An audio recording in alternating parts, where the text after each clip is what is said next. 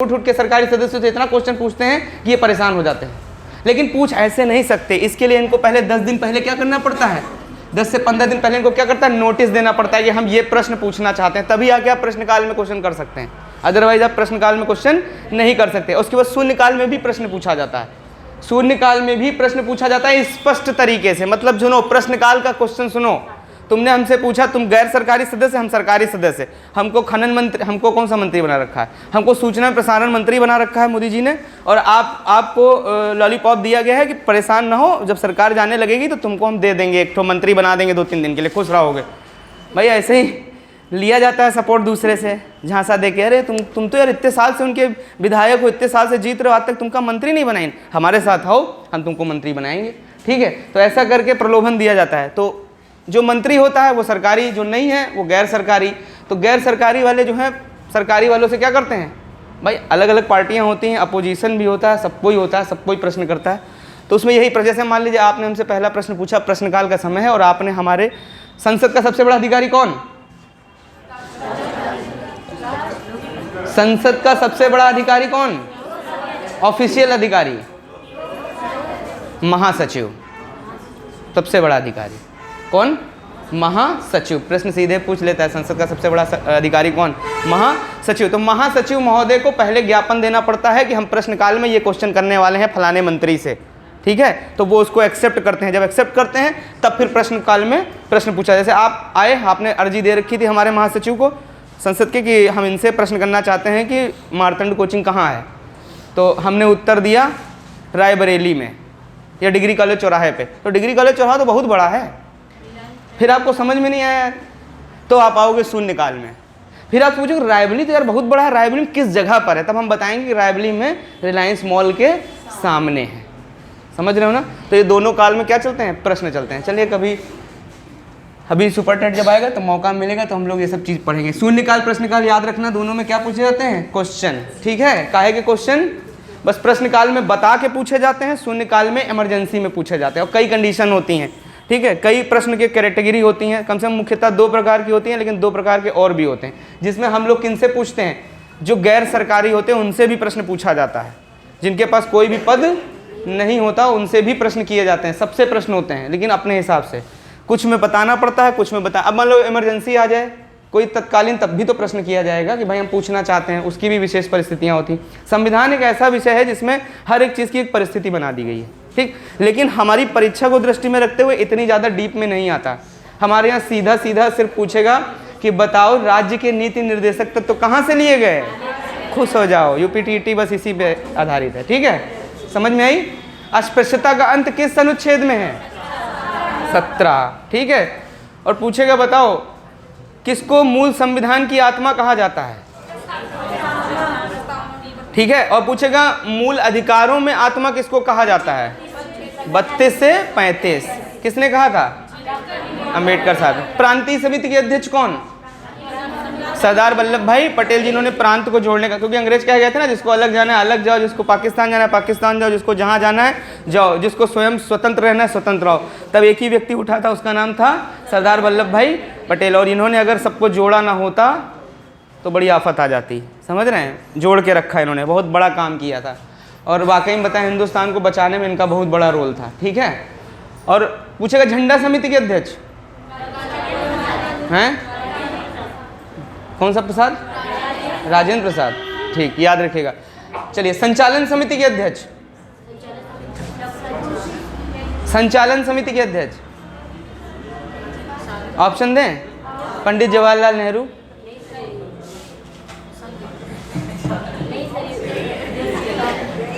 तो सोच क्या रहे हो, यही है तो सोचना क्या है इसमें। ठीक है, चलिए अच्छा कोई बात नहीं, रविवार को संविधान विधान भी पढ़ेंगे, मगर उतना पढ़ेंगे जितना हमारे लिए उपयोगी है, फालतू की चीज़ नहीं। चलिए हेडिंग डाल दीजिएगा, अभिप्रेरणा के सिद्धांत। अभिप्रेरणा के सिद्धांत, अभिप्रेरणा के सिद्धांत। ठीक है, अभिप्रेरणा के सिद्धांत। और एक और अनाउंसमेंट है कि जिस दिन आपका परीक्षा हो जाएगा 28 तारीख के बाद, 29 और 30, 31, हाँ ये कितने दिन का महीना है? 30 दिन का, 30 का है ना, 30 तारीख है ना। 1 तारीख शुभ होती है, 1 नहीं, हाँ 1 तारीख, 1 तारीख से एस्टेट की जीएस की क्लास, ठीक है, सुबह 8 बजे से हम स्टार्ट करेंगे, ठीक है, जीएस की क्लास स्पेशली। तो 8 बजे से स्टार्ट होगी, इसके बाद सारी क्लासेस लगती चली जाएंगी धीरे धीरे, ठीक है। सीटेट वाला अभी पहले होने तो दीजिए, इसको हो जाने दीजिए, सीटेट की क्लास भी चलेगी, ठीक है। तो सुपर टेट की जीएस की पहली क्लास 8 बजे से हम लेना स्टार्ट करेंगे, ठीक है। हम पढ़ाएंगे आपको, इतिहास से पढ़ाएंगे, इतिहास बाकी सब चीज़, ठीक। उसके बाद फिर आपकी करंट की क्लास भी भैया लेंगे, स्टैटिक जीके की क्लास लेंगे, ठीक है। लेकिन जीएस इस बार हम स्टार्ट करेंगे, ठीक, समझ रहे हैं बात को। तो इस बार हम ही करेंगे क्योंकि जीएस इस बार बहुत इंपॉर्टेंट है सुपर टेट के लिए, और फालतू की चीज़ें पढ़ने से बेहतर है कि जो परीक्षा में डायरेक्ट में, अब हिस्ट्री है 1 नंबर का क्वेश्चन आएगा तो कैसे पढ़ना है ये हम बताएंगे, क्या क्या पढ़ के जाना है, ठीक है। इंपॉर्टेंट चीज़ पढ़ेंगे, शुरुआत से शुरू करेंगे, बिल्कुल ऐसा कुछ नहीं करेंगे कि कुछ टॉपिक छोड़ देंगे, सीधे चलेंगे हम लोग कहाँ से, प्राग ऐतिहासिक काल, आद्य ऐतिहासिक काल, ऐतिहासिक काल, बाकायदा आँख की खोज कराएंगे, आँख का प्रयोग कराएंगे, खेती भी करवाएंगे, ठीक, कोल्डीवा भी चलेंगे, सब जगह चलेंगे, ठीक। जौ और गेहूं की भी खेती करानी है, कहाँ करानी है, कहाँ हुई थी सबसे पहले खेती, 7000 साल पहले, सुलेमान और किरथर पहाड़ी के बीच में, समझ गए, नहीं समझे बात को। तो ये सब पढ़ेंगे डिटेल में ताकि आपको याद भी हो जाए और परीक्षा में प्रश्न भी आपका ना जाए, ठीक है। चलिए, अभिप्रेरणा का सिद्धांत मोस्ट इंपॉर्टेंट, पहला सिद्धांत लिखो ध्यान से, पाकिस्तान में ही है, ठीक है। सुलेमान पर्वत, जिसको हम लोग जो अपनी वो नहीं है, क्या बोलते हैं उसको, ट्रांस हिमालय जो है अपना, ट्रांस हिमालय की पहली श्रेणी कौन सी है, काराकोरम। ट्रांस हिमालय में 3 ही तो हैं, 3 श्रेणियों से, काराकोरम, लद्दाख और जास्कर। पीर पंजाल को भूतपूर्व लिया जाता था, लेकिन पीर पंजाल को हटा के कहाँ ले गए हैं लोग, लघु हिमालय की, बृहद हिमालय में, लघु हिमालय में ले गए हैं, ठीक है, क्योंकि उसमें नए पत्थर पाए गए, इसलिए उसको कहाँ शिफ्ट कर दिया गया। तो अभी 3 श्रेणियां हैं ट्रांस हिमालय की, कौन कौन सी, याद रखना, पेपर में पूछ लेता है निम्नलिखित में से कौन सी एक हिमालय की श्रेणी नहीं है, और यही आएगा इस बार आपके यूपी टेट में, ईवीएस के पेपर में। तो ट्रांस हिमालय की 3 श्रेणियां हैं, काराकोरम, लद्दाख और जास्कर, और काराकोरम सबसे आगे है, फिर लद्दाख है, फिर जास्कर है। तो काराकोरम जो है भैया वो थोड़ा सा आगे बढ़ गई है और जाके उसने संसार की छत बना दी है। तो काराकोरम का आगे का बढ़ा हुआ हिस्सा क्या है, जो तिब्बत पहुंच गया, उसे कहते हैं संसार की छत, जिसे क्या बोलते हैं, पाम्बी। ऐसे है, देखो ऐसे, ये पीछे का हिस्सा है ट्रांस हिमालय, कभी भी सामने से हिमालय नहीं दिखता। हिमालय का असली वाला जो प्राचीनतम हिमालय है वो है पीछे चाइना की तरफ, वो उधर से दिखता है। और सामने से सबसे पहले बृहद हिमालय, बृहद हिमालय नहीं है, बृहद हिमालय में सारे पर्वत हैं बड़े बड़े, नहीं है, बताए थे ना भैया, उघार पर्वत, नंगा पर्वत, ठीक है, बंदरपूछ, ठीक है, और कामेत पर्वत बताया था, मनसालू बताया था, ठीक है, गौरी शंकर बताया था, माउंट एवरेस्ट बताया था, कंचनजंगा बताया था, नहीं बताया था, बताया था भाई। तो वो सब पर्वत पढ़ा चुके हैं हम, दोबारा फिर अभी ईवीएस में रिवाइज होगा। तो याद रखिएगा, काराकोरम की अतिरिक्त जो मात्रा बढ़ गई है वो क्या हो गई है, पामीर का पठार हो गई है, और कहाँ पर है वो, तिब्बत में, याद रखिएगा, ठीक। और सुनो, यही ट्रांस हिमालय थोड़ा बढ़ के पहुंच गया है कहाँ, पाकिस्तान में। तो पाकिस्तान वाले इसको क्या बोलते हैं, सुलेमान पर्वत। कौन सा पर्वत, सुलेमान पर्वत, ठीक। और नीचे का शिवालिक थोड़ा बढ़ के कहाँ चला गया है, म्यांमार यानी वर्मा में, तो वहाँ पर क्या कहते हैं इसको, अराकाम योमा। तो अक्सर पेपर सीधा सीधा आता है, हिमालय को बांग्लादेश में क्या कहा जाता है, या बांग्लादेश या म्यांमार में क्या कहा जाता है, समझिए। गंगा को बांग्लादेश में क्या कहा जाता है, गंगा को बांग्लादेश में क्या कहा जाता है? और ब्रह्मपुत्र को, सबसे बड़ा द्वीप समूह किस नदी पर है भारत में, ब्रह्मपुत्र नदी में। किस राज्य में है, असम में है कि आंध्र प्रदेश में है कि मेघालय में है कि मिजोरम में है, असम में है, ठीक। ब्रह्मपुत्र को तिब्बत में क्या कहते हैं, क्या कहते हैं, ठीक। और यहाँ पर ब्रह्मपुत्र कहाँ पर कहते हैं, ब्रह्मपुत्र को असम में, ठीक है, जब लोहित और मानस नदी आके इसमें मिल जाती हैं, ठीक है, याद रखिएगा। बूढ़ी गंगा किसे कहते हैं, सिंधु की 5 सहायक नदी के नाम कौन बताएगा आप में से, सीक्वेंस से कौन बताएगा, झेलम, चिनाब, रावी, ब्यास और सतलज। एक बच्चा खाली हाथ उठाया कि हमको पता है, और यही आ जाता है आपकी यूपी टी में। कोई नदी वदी नहीं पूछने वाला, सीधे बच्चों की तरह दिखाएगा कि बताओ कौन सा एक सही क्रम है, झेलम, चिनाब, रावी, ब्यास और सतलज, केवल याद रखना है, ठीक। सिंधु की सबसे बड़ी सहायक नदी कौन? चिनाब। सिंधु की सबसे बड़ी सहायक नदी कौन? चिनाब। और चिनाब नदी पे इतनी परियोजनाएं खुसेड़ दी गई हैं कि क्या बताएं आपको, क्योंकि छोटी मोटी नदियों की औकात नहीं होती परियोजनाओं को झेलने की, बंद हो जाएंगी। जहाँ एक डैम बना तो लाखों करोड़ों अरबों तो लगता है डैम बनाने में, बिजली संयंत्र, अरे एक ठो नदी आ रही है, बहुत बड़ी दीवार खड़ी कर दो, बीच में कुप्पी बराबर छेद कर दो, उसमें पंखा लगा दो, और पंखा इतनी स्पीड में नाचे कि बिजली बना डाले। ये संयंत्र लगाने में बहुत पैसा लगता है, लेकिन एक बार लगता है, फिर बाद में जीवन भर पैसा नहीं खर्चा करना पड़ता है इस पर, फिर बस केवल मेंटेनेंस लगता है। तो ऐसी बहुत सारी परियोजनाएं पूछी जाती हैं। जैसे पूछेगा दुलहस्ती परियोजना कहाँ है, बताओ। दुलहस्ती परियोजना, सलाल परियोजना, बल्गिहार परियोजना, सतलज परियोजना, ये सब लाइन से सजी हुई है किस पे? आपकी चिनाब नदी पे, क्योंकि चिनाब एक सबसे बड़ी सहायक नदी है जो जा रही है कहाँ? पाकिस्तान। और उस पर हमारा कोई अधिकार नहीं है। पाकिस्तान ने इस पर केस भी किया था, UN जो अंतर्राष्ट्रीय संघ है उसमें केस भी किया था कि ये हमारा डैम बना के पानी रोक रहे हैं। तो ये बताओ कि डैम से कौन पानी रोका है आज तक? अरे उसमें तो छेद है ही है, पानी तो निकल, कितने टन पानी होता है, वो तो पानी निकलेगा ही बाहर, ऐसा थोड़ी ना पानी रोक लिया था। चलिए कोई बात नहीं। तो उनके वकील ने ये बात रखी थी, तो उनसे जज ने पूछा तुम गए थे देखने कि वहाँ तुम्हारा पानी रोक लिया गया है? तो बेचारा कुछ बुलबे नहीं किया, जाएगा कहाँ, हिम्मत है आने की, आएगा ही नहीं यहाँ। तो कहीं पहले चेक करके आओ, तो केस उनका खारिज हो गया। खैर छोड़ो, तो ये सब चीज़ें, उरी परियोजना, कश्मीर में इतनी परियोजना है, और भाई साहब एक ही परियोजना पूछी जाती है वो भी कश्मीर की, चाहे उरी पूछेगा। अच्छा, सतलज परियोजना किस नदी पर है? ऑप्शन दे रहे हैं, सुनो। सतलज परियोजना किस नदी पर है? चिनाब। नाम से लगता है सतलज, लेकिन है नहीं, ठीक। निम्नलिखित में से कौन सी पूर्ववर्ती नदी है? नहीं है। सतलज, ब्रह्मपुत्र, सिंधु और आपकी रावी।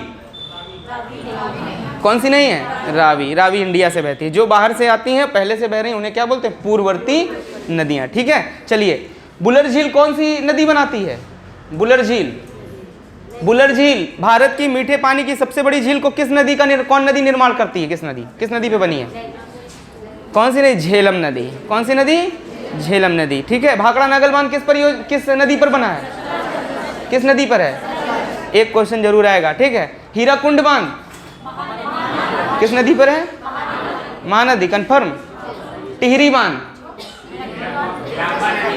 भीलांगना नदी पर है। भीलांगना नदी, देखो जब उधर इनकी बड़ी बहन अलकनंदा जब गंगा नदी का वेट कर रही होती है, अलकनंदा, क्योंकि पूछा जाता है गंगा नदी का उद्गम किन दो नदियों से हुआ है? अलकनंदा और भागीरथी। और भागीरथी कहाँ से आ रही है? गंगा के गौमुख से आ रही है बहुत स्पीड में, और रास्ते में इसकी एक सहेली है जिसका नाम है भीलांगना। तो जहाँ भीलांगना और भागीरथी आपस में मिलती हैं, उसी स्थान को क्या बोलते हैं हम लोग? उसी स्थान पर बनाया गया है टिहरी बांध। कौन सा बांध? पूछा जाए कि भारत की सबसे ऊंची नौका गम्य झील कौन सी है? ये। भारत की सबसे ऊंची बांध परियोजना कौन सी है? भाखड़ा नागल बांध परियोजना। नौका गम्य पूछेगा तो क्या बताओगे? टिहरी। और वो पूछेगा तो समझ गए?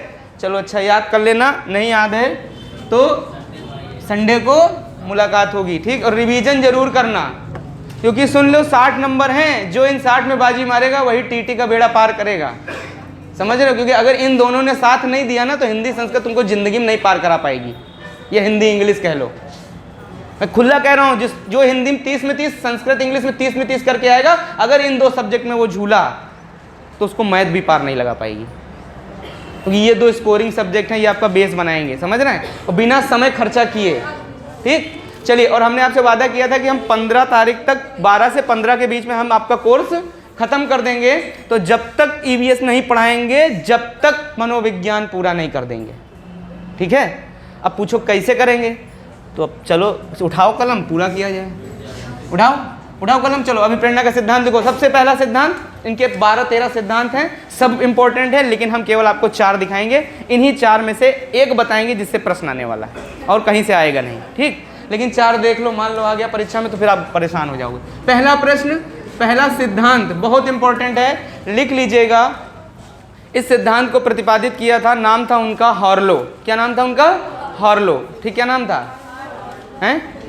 हॉर्लो नाम था। लिखो, आंतरिक प्रेरणा का सिद्धांत। आंतरिक, हम केवल आपको मोरल ऑफ स्टोरी बताएंगे और सिद्धांत बताएंगे, सिद्धांत के प्रतिपादक बताएंगे, क्योंकि यही 3 क्वेश्चन बनते हैं। फलाना सिद्धांत किसने दिया, फलाने सिद्धांत का क्या निष्कर्ष था, ठीक है। आंतरिक प्रेरणा का सिद्धांत, आंतरिक प्रेरणा का सिद्धांत। आंतरिक प्रेरणा का सिद्धांत किसने दिया? मनोवैज्ञानिक हार्लो ने। हार्लो, इनका नाम था हार्लो। ये डायरेक्ट याद रखना, डायरेक्ट पूछेगा पेपर में। आजकल क्या कर रहे हैं, वो अपडेट कर रहे हैं। वो क्या करते हैं कि इधर उधर के जो और सिद्धांत होते हैं किसी भी टॉपिक से रिलेटेड, और उनके साइंटिस्ट डायरेक्ट पूछ लेते हैं। ठीक, जैसे पिछली बार पूछा गया था निर्मितवाद का सिद्धांत। ठीक है, निर्मितवाद का सिद्धांत किसने दिया? निर्मितवाद का सिद्धांत किसने दिया? उस दिन हमने लिखवाया था। निर्मितवाद का सिद्धांत, निर्मितवाद का सिद्धांत किसने दिया भाई? एक वैज्ञानिक याद आ रहा? आइकॉनिक, इनएक्टिव, सिंबॉलिक, ब्रूनर महोदय ने। समझ गए? इसी को क्या बोलते हैं? निर्मितवाद का सिद्धांत भी बोलते हैं। जैसे नैमित्तिक अनुबंधन का सिद्धांत क्रिया प्रसूत के सिद्धांत को कहते हैं। ठीक है, तो नाम चेंज कर सकता है, इसीलिए नाम चेंज करके कभी कभी पूछता है आंतरिक प्रेरणा का सिद्धांत किसने दिया, तो बता दीजिएगा। ये बता दूं आपको, कम से कम 100 बार पूछा गया है टीजीटी के पेपर में। मनोविज्ञान के, मनोविज्ञान से टीजीटी के पेपर में 100 बार पूछा गया है, और वहीं आयोग के लोग पेपर सेट करते हैं, और गलती से डाल दिए ना तो फिर वहां पर लगा नहीं पाओगे आप। इसलिए पढ़ के जाना इसको। आंतरिक प्रेरणा का सिद्धांत आपके सिलेबस में नहीं है, लेकिन ये पूछ जाता है। ठीक, जैसे प्रत्याशा का सिद्धांत। प्रत्याशा का सिद्धांत किसने दिया? प्रत्याशा, उम्मीद, किसने दिया है? एक सिद्धांत सुने होंगे, क्षेत्र सिद्धांत या चिन्ह सिद्धांत। क्षेत्र सिद्धांत किसने दिया और चिन्ह सिद्धांत किसने दिया? टॉलमैन। इसी को प्रत्याशा का सिद्धांत भी कहते हैं, ना पता हो लिख लो इधर। चिन्ह सिद्धांत किसने दिया? चिन्ह सिद्धांत किसने दिया था? टॉलमैन ने। और इसी को एक और नाम से आता है प्रत्याशा का सिद्धांत। ठीक है, ये नाम है जिनसे पूछ सकता है पेपर में। प्रत्याशा, जितना लिखा रहा हूँ कॉपी में केवल इतना भैया पढ़ के चले जाना, पेपर हो जाएगा आपका। ठीक है, आपको मनोविज्ञान में कोई कष्ट नहीं होगा। वहाँ परीक्षा हॉल में आपको कौन सा ज़िंदगी भर इसमें पीएचडी करनी है, बस केवल परीक्षा निकालनी है कि हमारा 5 मिनट में क्वेश्चन लग जाए और हमें दुनियादारी से क्या लेना देना है कि नहीं। कोई भी विषय हो, बस 5-10 मिनट में आपका पेपर लग जाए, तब तो मतलब है पढ़ने का, नहीं तो कोई मतलब नहीं। पढ़ती तो पूरी दुनिया है। ठीक है, पढ़ पूरी दुनिया रही है। ठीक है, सफलता उसी को मिलती है जो सही चीज़ें लपेट के जाता है, और जो दुनिया का पोथा लपेट के जाता है वो पोथे में फंसा रहता है। अब ये सिद्धांत चाहूँ तो डिटेल में पढ़ाऊँ और आराम से एक एक दिन लगाऊँ, लेकिन हमें साफ साफ पता है ये आना ही नहीं है। फिर कह रहे हो पढ़ा क्यों रहे हो? रिस्क है। मान लो ना बताया, आ गया तो यही कहोगे कि आया नहीं। हमको भी बहुत कष्ट होगा कि नहीं आया पेपर में। ठीक है, चलिए दूसरा हार्लो। अच्छा सुनो, मॉरल ऑफ स्टोरी क्या थी? अभी आंतरिक प्रेरणा का सिद्धांत जरा सुनो। हार्लो महोदय ने एक प्रयोग किया था, वो भी किया था कुछ, अरे सुबह सुबह नाम नहीं लेना चाहिए ना, हनुमान जी का। इन्होंने कहा है ना, प्रात काल लो जय ले, जो नाम हमारा तादिन ताई न मिले आहारा। भोजन नहीं मिलता, वैसे भी हमको पूरा दिन भोजन मिलना नहीं तो हम ले लेते हैं। ठीक है, ठीक है। हार्लो ने बंदर पर प्रयोग किया था। किस पे प्रयोग किया था? उनका एक रूप है, जैसे विष्णु जी के बहुत सारे रूप हैं, वैसे हनुमान जी का भी एक रूप है। ठीक है, इन्होंने इसका बंदर पे एक प्रयोग किया। इन्होंने क्या किया कि बंदरों को एकत्रित किया, और क्योंकि वो हमारी प्रजाति के माने जाते हैं, हमारे पूर्वज। बंदर क्या थे? हमारे पूर्वज। हम लोगों के पूंछ विलुप्त हो गई, क्योंकि एक वैज्ञानिक थे जिसने कहा था कि अगर किसी चीज़ का उपयोग नहीं करेंगे धीरे धीरे क्या हो जाएगी? विलुप्त हो जाएगी। वंशानुक्रम वातावरण पढ़ाया नहीं हमने, लेकिन एक दिन आपको हम पढ़ाएंगे थोड़ा सा। ठीक है, तो बंदर पर प्रयोग किया। प्रयोग क्या था? ध्यान से सुनना।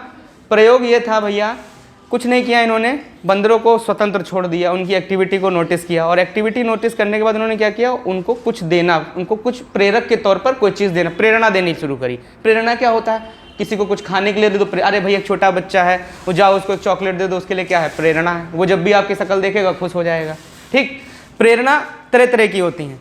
ठीक, किसी को 2 बूंद तारीफ कर दो किसी को, वो उसी में प्रसन्न हो जाता है। अरे बहुत बढ़िया खाना बनाया, फिर देखो जब तुम आओगे तुमको डबल रोटी मिलेगी।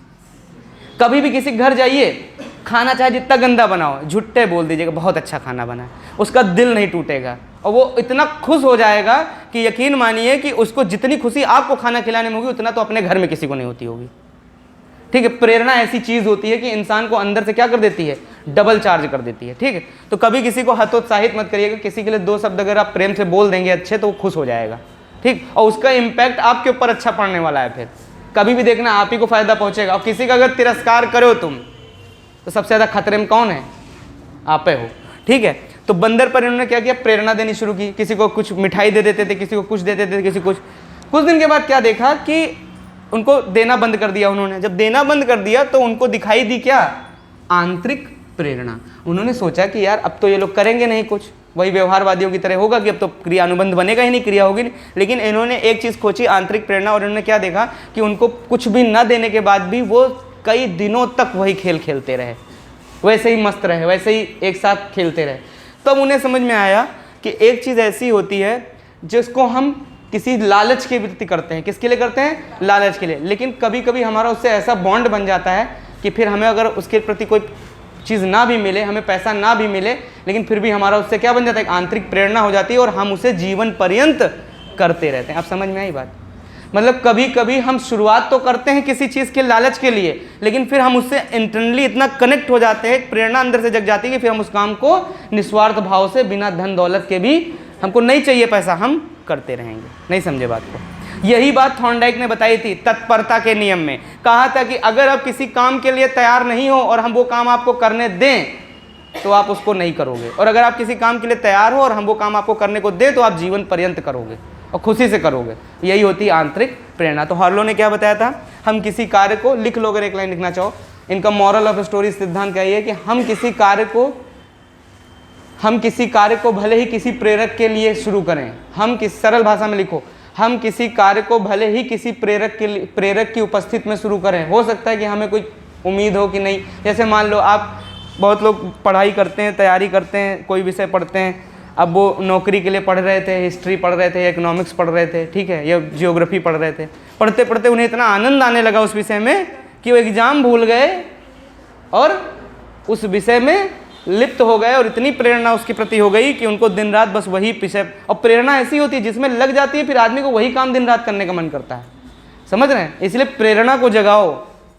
प्रेरणा अगर जग गई आपके अंदर तो फिर आपसे शक्तिशाली दुनिया में कोई नहीं हो सकता, ठीक है, क्योंकि जिस काम को आप बार बार करोगे उसमें आपसे ज़्यादा परफेक्ट दुनिया में कोई नहीं हो सकता।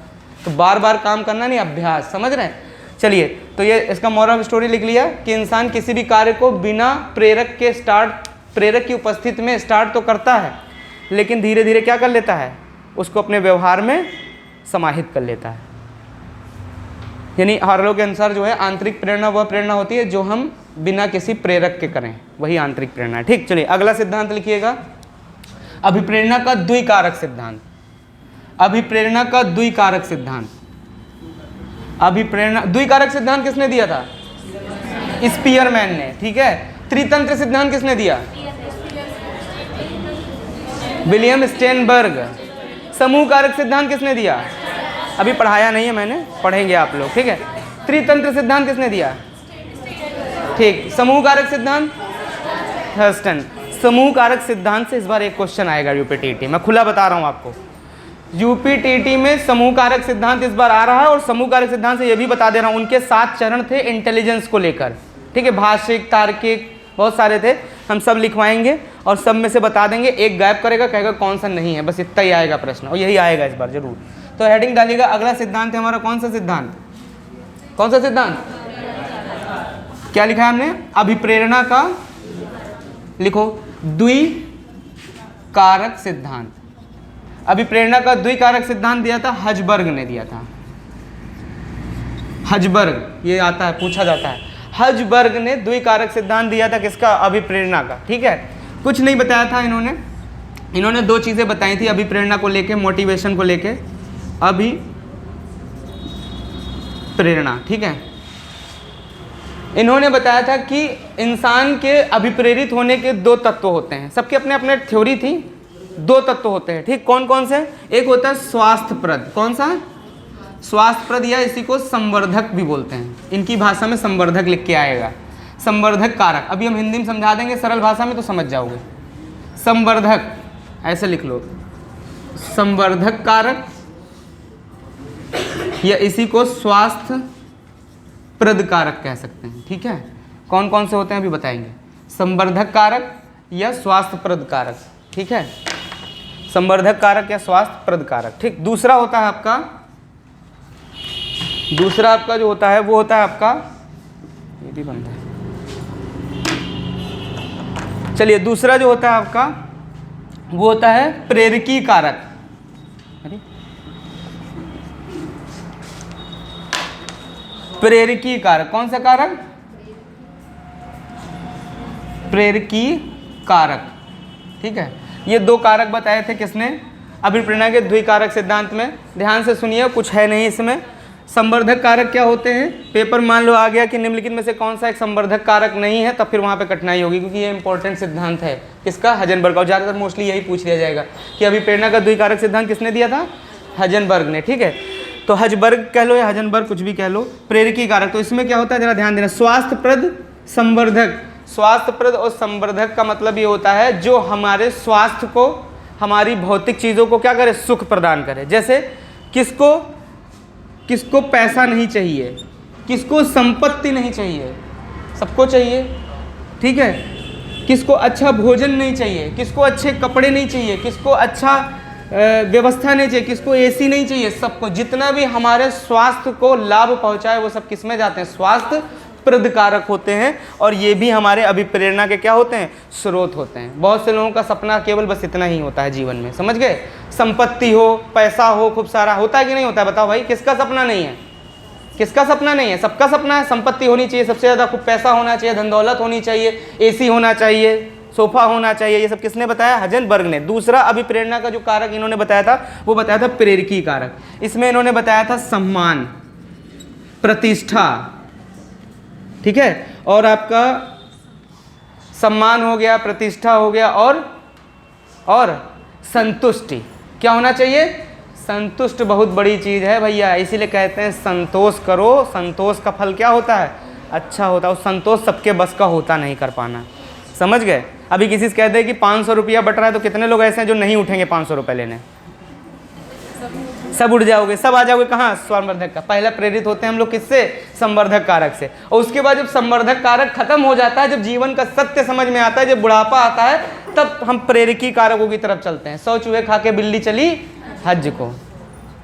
ठीक है, तब हम सम्मान की कोशिश करते हैं, मिले, प्रतिष्ठा मिले, संतुष्ट मिले। और संतुष्ट करने का लोग कहते नहीं, अब बहुत कमा लिया, बहुत नौकरी कर ली, अब थक गए, अब जाएंगे गाँव में खेती करेंगे जाके और भैंसी पालेंगे, ऐसा बोलते हैं लोग, सुना होगा। संतुष्ट ढूंढने कहाँ जाते हैं? कुछ लोग जाते हैं केदारनाथ, बद्रीनाथ जाते हैं संतुष्टि ढूंढने। कुछ लोग चारों धाम भी करने चले जाते हैं। ठीक है, कुछ लोग गया करने जाते हैं संतुष्टि के लिए। ये सब कहाँ होता है? किशोरा अवस्था में सब इसमें पड़े रहते हैं। किसी को ना माता की चिंता है ना पिता की चिंता है, और जब बुढ़ापा आता है तब चाहते हैं उनके जाने के बाद उनकी गया करने। अरे यार, गया वही होती है जो जीवित रहते अपने माता पिता की सेवा कर ले, उनको खुश रखे, वही तो गया है। तो तुम्हारे मरने के बाद का क्या मतलब हुआ गया का? जब तुम थे तब तो उन्होंने सब कुछ किया, अब जब वो नहीं तब तुम कुछ कर रहे हो, तो उसका कोई मतलब। कायदे से गया करने का अधिकार उनको कदापि नहीं है जिन्होंने अपने माता पिता की सेवा नहीं करी जीवित रहते हुए। केवल उन्हीं को अधिकार है गया करने का जिन्होंने अपने माता पिता की क्या की है? सेवा। समझ में आया कुछ? इसको अपने जीवन में भी अब करना। अभी पहले हम लोग किस प्रेरणा से प्रेरित होते हैं? संवर्धक कारक से। दोबारा प्रेरकी कारक, ये लास्ट के होते हैं। क्लियर इतनी बात? चलिए अगला डालिएगा। अगला डालिएगा मनोविश्लेषणवाद का सिद्धांत। अभिप्रेरणा की मनोविश्लेषणवाद का सिद्धांत, साइकोलॉजिकल एनालिटिकल थ्योरी, आप एक बार पढ़ चुके हैं। यह है सिगमंड फ्रायड का, और एक बार हम इसको बता चुके हैं, लेकिन यहाँ थोड़ा अलग तरीके से बताना पड़ेगा। ठीक है, लिखिएगा मनोविश्लेषणवाद का सिद्धांत। नौकरी लेनी है तो अपने माता पिता की सेवा करिए, पक्का मिलेगी नौकरी, 110%। लिख के ले लो हमसे तुम, ठीक? आज से ही कहना मानना शुरू कर दीजिएगा। वो कहें बिटिया काम करो तो बिटिया काम करने लगेंगी, ठीक है? समझ गए? और लड़के लोग जो कहें पिताजी, उसको पहले मानिएगा, ठीक? आपकी भलाई के लिए कहते हैं, क्योंकि वो पिताजी हैं आपके, ठीक? चलिए, अच्छा। माँ गर्भ में 9 महीने बच्चों को पालती है, और पिता जो होते हैं पूरी ज़िंदगी अपने दिमाग में बच्चे को पालते हैं। समझ गए बात को? ये है साइकोलॉजिकल एनालिटिकल थ्योरी। अभी देखो समझ में आएगी। इरोस, ठीक है? किसने दी थी इरोस? Sigmund Freud. पूछ रहा है पेपर में, सीधे पूछेगा इरोस किसने दिया? Sigmund Freud. थैनाटोस किसने दिया? Sigmund Freud. क्या होता है इरोस? क्या होता है थैनाटोस? समझो, जरा ध्यान से समझो इसको। सबसे पहले तो एक प्रश्न बनेगा कि मनोविश्लेषणवाद का सिद्धांत किसने दिया? पहला क्वेश्चन सिगमंड फ्रायड, यही दिखेगा पेपर में इस बार, ठीक है। ठीक, सुनो, सबसे इंपॉर्टेंट क्वेश्चन है, लेकिन दुर्भाग्य यह है कि 4 साल से पेपर में नहीं पूछा गया। यूपीटीटी में हम ढूंढते ढूंढते थक गए, लेकिन मिला नहीं हमको। और अब की बार हमको लग रहा है कि 2021 में कोरोना के बाद ये प्रकट होगा, ठीक है। इसने इंजेक्शन लगवा लिया है, वैक्सीन भी लग चुकी है, इसकी बुकिंग पक्की है। ये या तो आएगा मनोविश्लेषणवाद के नाम से या आएगा मनोलैंगिकवाद के नाम से, मनोलैंगिकवाद के नाम से, ठीक है। ये आएगा, आपको पक्का आएगा 110%। सिगमंड फ्रायड ने दिया था, याद कर लो। अभी एक क्वेश्चन पक्का हो गया। दूसरा क्वेश्चन सुनो, सीधे पूछेगा कि मनोविश्लेषणवाद का परिप्रेक्ष्य क्या था। तो हमने आपको बताया था कि सिगमंड फ्रायड ने मस्तिष्क को 3 भागों में बांटा था, चेतन, अर्धचेतन, अचेतन। तो अक्सर बताता है अचेतन। क्या बताएंगे आप? अचेतन। तो अगर पेपर में आ जाए कि मनोविश्लेषणवाद के सिद्धांत का परिप्रेक्ष्य था सिगमंड फ्रायड का, तो वहां पे ऑप्शन में क्या होगा? चेतन, अर्धचेतन और अचेतन। तो क्या लगाओगे? अचेतन, ठीक। और यहीं पर अगर पूछ ले कि सामूहिक अचेतन मन का प्रत्यय किसने दिया, तो युंग बता दोगे। क्या बताओगे? युंग। और केवल पूछेगा कि मस्तिष्क से या मानसिक संज्ञानात्मक क्षेत्र से संबंधित अचेतन मन का प्रत्यय किसने दिया, तो सिगमंड फ्रायड, ठीक है। मनोविश्लेषणवाद का सिद्धांत किसने दिया था? सिगमंड फ्रायड ने। और किसके परिप्रेक्ष्य दिया था? अचेतन मन। अचेतन मन क्या होता है? जिसमें हमारी जानकारियां क्या रहती हैं? एकत्रित रहती हैं। इसी में क्या होता है? जीन पियाजे का स्कीमा होता है। इसी में क्या होता है? स्कीमा। जो चीज़ें हम यादों के तौर पर अपने मेमोरी में जहाँ स्टोर करते हैं उसे बोलते हैं अचेतन मन। और अचेतन मन में क्या होता है? स्कीमा। तो अचेतन मन पर ही क्या था? मनोविश्लेषणवाद का सिद्धांत। तो सिगमंड फ्रायड बोलते थे जो कुछ भी होता है वो हमारी अचेतन मन की वजह से होता है। बैठे हैं, एकदम से चाउमीन खाने का मन हो गया, ठीक है, या बैठे एकदम से कुछ करने का मन हो गया और हम प्रेरित हो गए उसके लिए। अब वो प्रेरणा इतनी ज़्यादा है कि हम उसको किए बिना रह नहीं पा रहे हैं। और अगर हम उसको कर नहीं पाए, यही तो जीवन की सबसे बड़ी वो है कि हम 2 ही चीज़ बहुत खतरनाक हैं। एक है ये अभिप्रेरणा और एक इसकी जुड़वा बहन है। इससे बच गए तो ये तो चलो तुमको मारेगी नहीं जान से, लेकिन ये भी खत्म नहीं, ये भी कम नहीं है, ये भी तुमको जीवन और मृत्यु तक पहुंचा देगी। और दूसरी होती है आपकी संवेग, ये भी बहुत खतरनाक है। ये भी आपको पक्का या तो मरोगे या तो मारोगे। ये इनके अलावा इन दोनों के पास कोई विकल्प नहीं है। चाहे जितने तुम बड़े IAS PCS, सुना होगा कि फलाने अधिकारी ने आत्महत्या कर ली, फलाने फिल्म स्टार ने आत्महत्या कर ली। अभी देखना मनोविश्लेषणवाद में सिगमंड फ्रायड कैसे इसको विवेचित करेंगे, बिल्कुल सही तरीके से, ठीक है। ऐसा होता है जीवन में। और जिम्मेदारी कौन लेता है? अभिप्रेरणा। समझ गए? अब देखो, इतनी बात समझ में आ गई। 2 क्वेश्चन। दूसरा क्वेश्चन, अचेतन मन कहीं भी लिखा हो और बात सिगमंड फ्रायड की हो तो क्या मारोगे? Sigmund Freud. क्लियर? सामूहिक अचेतन मन पूछेगा तो युंग। 4-20 बार बोल चुके हैं पिछले 10 मिनट से, अब तो याद हो गया होगा। आएगा इसलिए बार बार बोल रहे हैं, नहीं तो हमें बोलने की जरूरत नहीं है, ठीक। चलो अब आगे बढ़ो। अब आ जाओ इनकी थ्योरी पर। इन्होंने कहा कि जीवन में जो अचेतन मन होता है वहीं से चीज़ें निकल के बाहर आती हैं, ठीक है, हमारे जीवन में, ठीक। हम जो कुछ भी सोचते हैं बचपन में, अगर उसे पूरा नहीं कर पाते तो हम पूरी जिंदगी लगे रहते हैं उसे पूरा करने में। जब जब मौका मिलता है हम प्रयास करते हैं। नहीं करते हैं? नहीं करते आप लोग प्रयास? आपको जो चीज़ जीवन में बहुत ज़्यादा प्रिय होती है आप उसको बार बार करने का प्रयास करते हैं कि नहीं करते हैं? करते होंगे, ऐसा इन्होंने बताया था। और वो कहाँ सुरक्षित रहती है भाई? मान लो बचपन में आपने कोई सपना देखा कि हम ये वाली गाड़ी लेंगे, तो वो कहाँ चला गया? आपके अचेतन मन में चला गया। और जब जब आपको मौका मिलेगा तो आप सपना देखोगे कि हम ले लें। ऐसा होता है कि नहीं होता है? तो इन्होंने कहा था कि सारी चीज़ें अचेतन मन से निकल के आती हैं और इंसान वैसे ही काम करता है। तो इन्होंने बोला कि जीवन में 2 प्रवृत्तियां जागृत होती हैं मनोविश्लेषणवाद के सिद्धांत से। एक होती है जीवन की मूल प्रवृत्ति। कौन सी? लिख लो, जीवन की मूल प्रवृत्ति। और दूसरी होती है मृत्यु की मूल प्रवृत्ति। मृत्यु की मूल प्रवृत्ति, ठीक। इंसान इन्हीं दोनों के बीच में झूलता रहता है। इसको बोलते हैं थैनाटोस।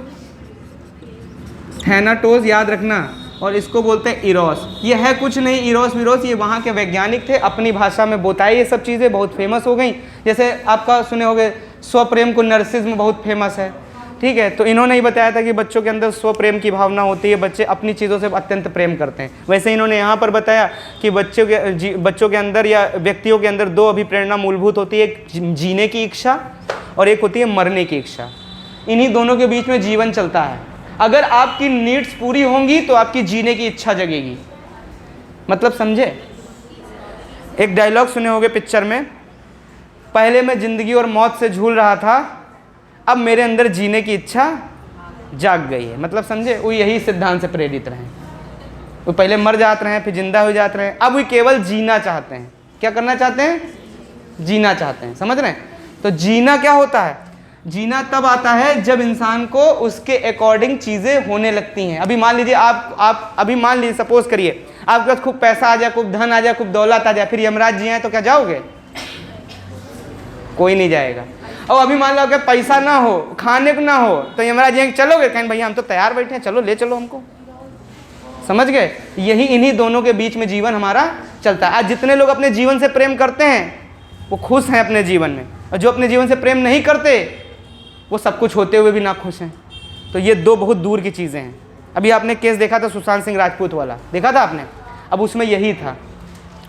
जरूरी नहीं कि जो चीज़ आप देख रहे हो, वो मैंने फिर बोला ना, वो एक कौन से कारक है? स्वास्थ्यप्रद कारक है। स्वास्थ्यप्रद कारक आपके प्रेरकी कारकों पर कोई प्रभाव नहीं छोड़ते।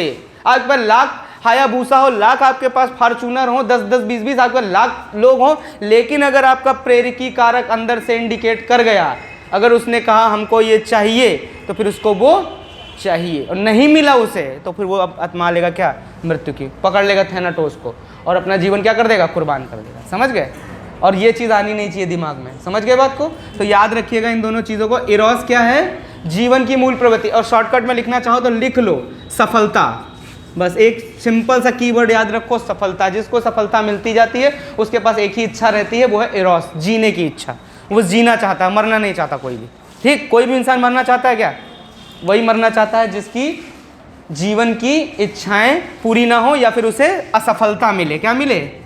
दो ही प्रकार के लोग जीने मरने की बातें करते हैं। जो असफल हो जाते हैं वही मरने की बात करते हैं। ठीक है? असफलता के कई कारक हो सकते हैं। किसी का अपना हो सकता है पैसे रुपए के लिए ही मर जाए, कोई हो सकता है सम्मान नहीं जीवन में पाया तो मर गया। सुना होगा कि फलाने ने उनको कह दिया, उनके दिल पे लग गई और वो आत्महत्या कर लिए जाके। सुना होगा। एक लड़की थी, पढ़ती थी, बहुत तैयारी कर रही थी और उसका नहीं हुआ चैन, उसने फांसी लगा ली। सुना? आम खबरें सुनी होंगी। यही है मनोविश्लेषणवाद। सुन लो अभी प्रेरणा कितनी खतरनाक है। कोई जान ही नहीं पाता कि अगला कौन सा कदम उठाने जा रहा है कमरे के अंदर। कोई जान पाया आज तक? नहीं ना? समझ गए? और ये बाह्य रूप से और इंटरनल रूप दोनों तरीके से प्रभाव छोड़ती हैं, बाहर से भी और अंदर से भी। बाहर से भी छोड़ती हैं और अंदर से भी, इसलिए बच के रहिएगा। इरोस और थैनाटोस याद रखिएगा, कभी भूलिएगा नहीं। ठीक है? अभी प्रेरणा की दो मांगे, एक सफलता से आती है और एक असफलता से आती है। और कहाँ से संबंधित होती हैं? अचेतन मन। जो हमारे पुराने ड्रीम्स होते हैं, हम उन्हें पूरा नहीं कर पाते, वो आती हैं बीच बीच में याद दिलाने हमें, और याद दिला के चली जाती हैं। चलिए अगला सिद्धांत हेडिंग डालिएगा। अगला सिद्धांत अत्यंत महत्वपूर्ण है। लिखिएगा अभिप्रेरणा की प्रोत्साहन का सिद्धांत। अभिप्रेरणा की प्रोत्साहन का सिद्धांत। अभिप्रेरणा के प्रोत्साहन का सिद्धांत। प्रोत्साहन का सिद्धांत। अभिप्रेरणा की प्रोत्साहन का सिद्धांत। ठीक है?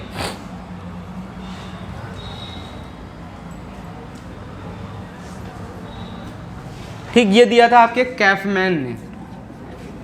ये बहुत पूछे जाते हैं। कैफमैन इन लोगों ने बताया, इतनी बढ़िया बढ़िया चीज़ें हैं कि मतलब वास्तविकता में वो जीवन में हैं। भले इंसान उनको कोई नाम न दे पाए, न समझ पाए, लेकिन होती हैं सब चीज़ें। ठीक? यही है मन का विज्ञान। आप जो सोचते हो कि आप करते हो, आप कुछ नहीं करते हो। ये सब चीज़ें हमारे अंदर हैं और होती हैं, नेचुरल चीज़ें हैं। ठीक? ईर्ष्या क्या है? नेचुरल है, होना ही होना है। प्रेम तो पहले से ही है, ज़्यादा बढ़ जाएगा तो ईर्ष्या हो सकती है। चलिए, कैफमैन किसने दिया था? कैफमैन ने दिया था। क्या दिया था सिद्धांत? ध्यान से देखना। इन्होंने कहा था कि प्रेरणाएं जो जीवन में होती है दो प्रकार की होती है। एक कौन सी होती है? सकारात्मक। पेपर में इन्हीं का पूछा जाता है, कौन सी सकारात्मक प्रेरणा है, कौन सी नकारात्मक। दूसरी होती है हमारी नकारात्मक प्रेरणा। ठीक? सकारात्मक दो ही आती हैं, जैसे पुरस्कार और प्रशंसा। पुरस्कार और प्रशंसा। ठीक है? पुरस्कार भौतिक कारक में चला जाता है, प्रशंसा जो होता है वो शाब्दिक कारक में चला जाता है। ठीक? और जो नकारात्मक होती है इसमें होता है दंड और किसी का क्या करना? आलोचना या तिरस्कार करना। क्या करना? तिरस्कार करना या उसकी आलोचना करना। ठीक है? ये किस में चला जाता है आपका? नकारात्मक प्रेरणा में। ठीक है? किस में चला जाता है? नकारात्मक प्रेरणा में। ठीक? याद रखिएगा इसको। क्या है नकारात्मक प्रेरणा? ध्यान से सुनो, ये दो प्रेरणाएं होती हैं, नकारात्मक सकारात्मक। जरा सुनिएगा, जो कैफमैन थे इन्होंने बोला कि ये सकारात्मक और नकारात्मक जो प्रेरणाएं होती हैं ये हमारे वांछनीय व्यवहारों को नियंत्रित करती हैं। व्यवहार समझते हो? अरे एक शब्द सुने होगे, वांछनीय व्यवहार।